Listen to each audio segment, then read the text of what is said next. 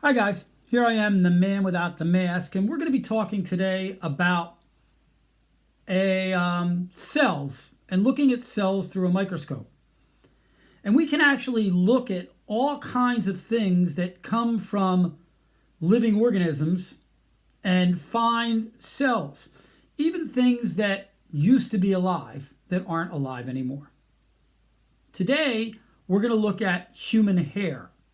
And we're going to use what's called a wet mount and put it on our microscope.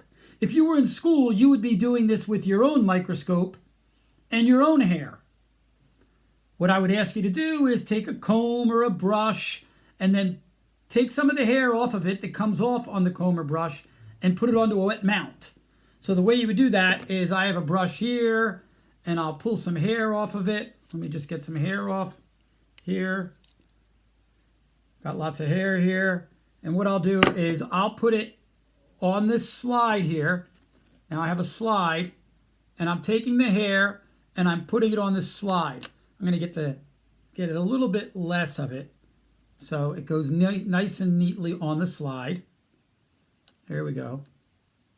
Let's get that cleaned up there. Now, as you can see, I have hair that I'm about to put on the slide. You can see it there. And I'm going to mount that on a wet mount. What I mean by a wet mount is I'll take a drop of water and I'll let it fall off my finger onto the slide so that it falls on top of the hair. And then I'll take the slide cover, make sure I clean it off a little bit. Take the slide cover and I'll tip it onto the slide so it doesn't form an air bubble. I'll just let it fall.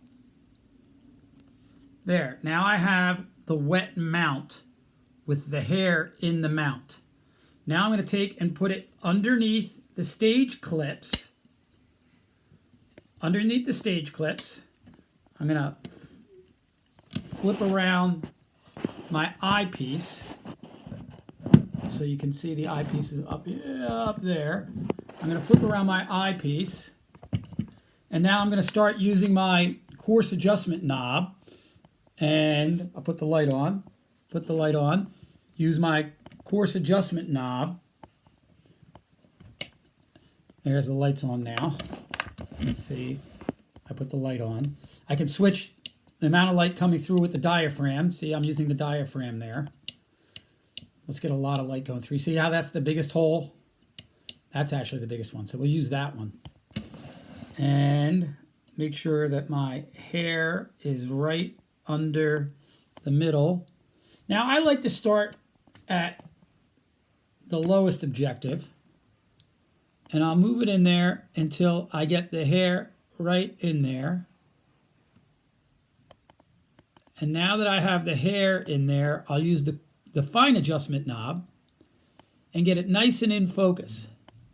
Now what I'm going to do for you guys is I'm going to take a picture of this